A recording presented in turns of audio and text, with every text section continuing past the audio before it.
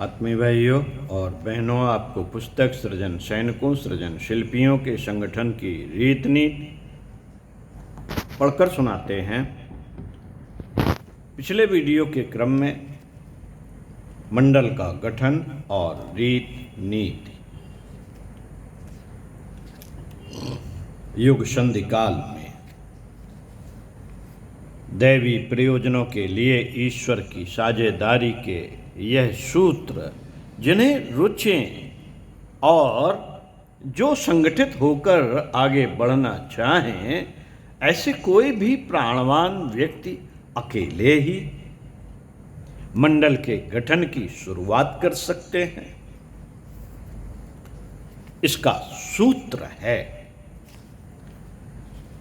इच्छुक नर नारी अपने 4 साथियों सहयोगियों को इस प्रक्रिया के लिए सहमत करें। जब उनका व्यक्तिगत क्रम चल पड़े तो अपने संपर्क के 4 व्यक्तियों को भी इस प्रक्रिया से जोड़ें।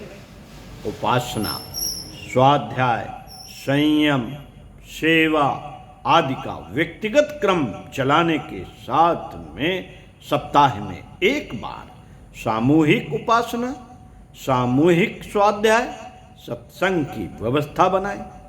इसे साप्ताहिक साधना संगोष्ठी कहते हैं।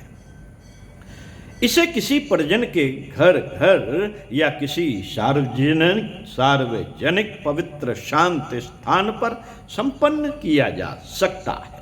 इसके लिए साप्ताहिक अवकाश का दिन उपयुक्त रहता है। साप्ताहिक गोष्ठी के लिए कोई सुविधाजनक सार्वजनिक स्थल अथवा किसी परिजन के आवास को चुना जा सकता है। विभिन्न सदस्यों के यहाँ क्रमशः साप्ताहिक गोष्ठी करने का क्रम भी अपनाया जा सकता है। यदि गोष्ठी का स्थान बदलना हो तो एक गोष्ठी समाप्त होते ही अगले सप्ताह की गोष्ठी का स्थान घोषित कर देना चाहिए।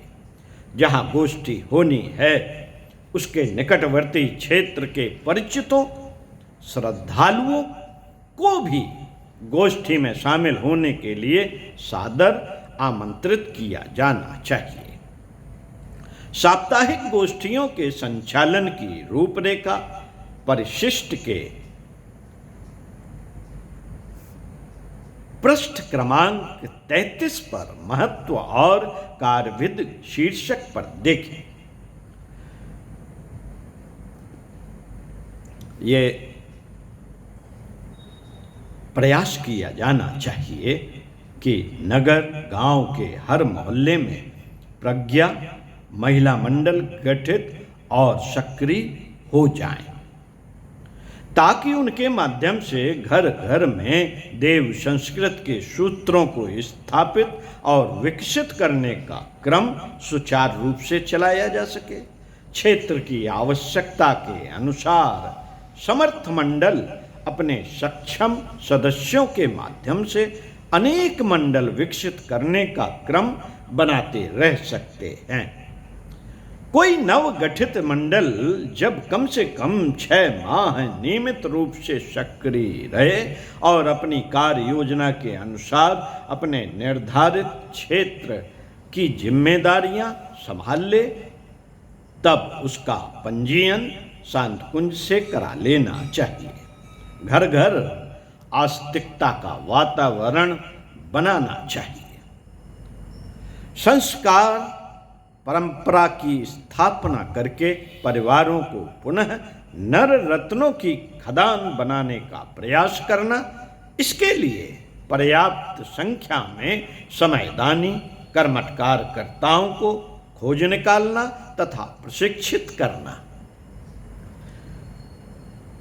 साथियों, इतना क्रम चल पड़े तो फिर विविध रचनात्मक, सुधारात्मक, अशिक्षा निवारण, विद्या विस्तार, नशा निवारण, स्वास्थ्य संवर्धन, स्वच्छता संवर्धन, अंधविश्वास, कुरीतियों का निवारण, पर्यावरण वृक्षारोपण, स्वावलंबन, कुटीर उद्योगों का विकास आदि कार्यों को हाथ में लिया जा सकता है। मंडल के सदस्य अपने मंडलों की गतिविधियां चलाते हुए उसे विकसित और पुष्ट बनाने का प्रयास करें। निकटवर्ती क्षेत्रों में चलने वाले कई मंडल मिलकर एक सक्रिय संगठित समूह सातीन बनाने का प्रयास करें। यदि पहले से ही कोई सातीन सक्रिय है तो अपने मंडल को उसके साथ जोड़ लें। व्यवस्था क्रम क्या बनाया जाए? लिखा जा चुका है कि मंडल अपने संगठन की आधारभूत इकाई है। कई मंडल मिलकर ही बड़ी संगठित इकाई बनाएंगे। क्षेत्र में संगठन की स्थिति एवं शक्ति का अधिकतर आकलन मंडलों के द्वारा उपलब्ध जानकारियां, आंकड़ों के आधार पर ही होगा।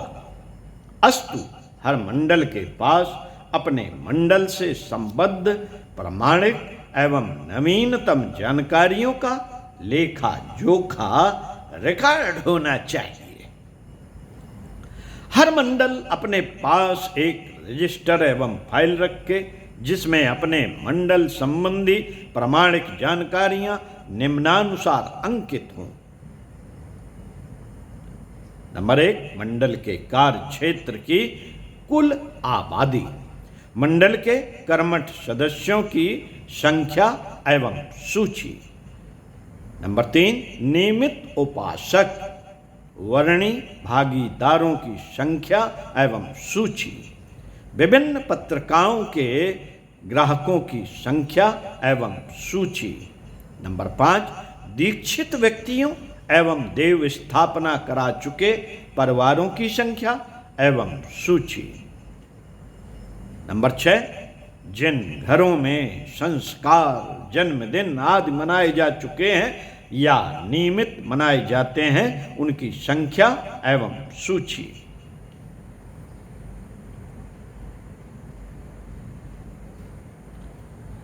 नंबर 8, ऐसे प्रभावकारी व्यक्तियों की सूची जो समयदानियों सदस्यों की नियमित सूची में भले ही ना आते हों किंतु मिशन से प्रभावित हैं तथा उनके प्रभाव एवं संसाधनों का लाभ समय समय पर मिशन को मिलता रहता है।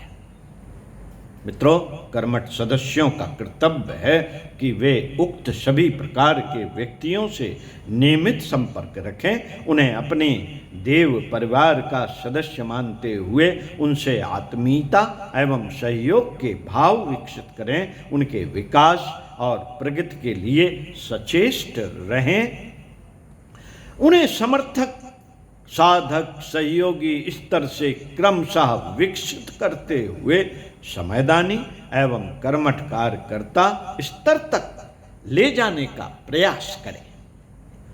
इसके लिए संपर्क अध्ययन के आधार पर अपने परिवार की समीक्षा करें। हर माह अपनी सूचियों में आवश्यक संशोधन कर लिया करें।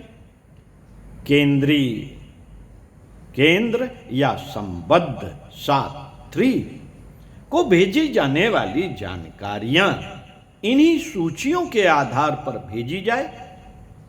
परिशिष्ट भाग में पृष्ठ क्रमांक 60 पर मंडल से संबद्ध विवरण पत्रक का प्रारूप देखें।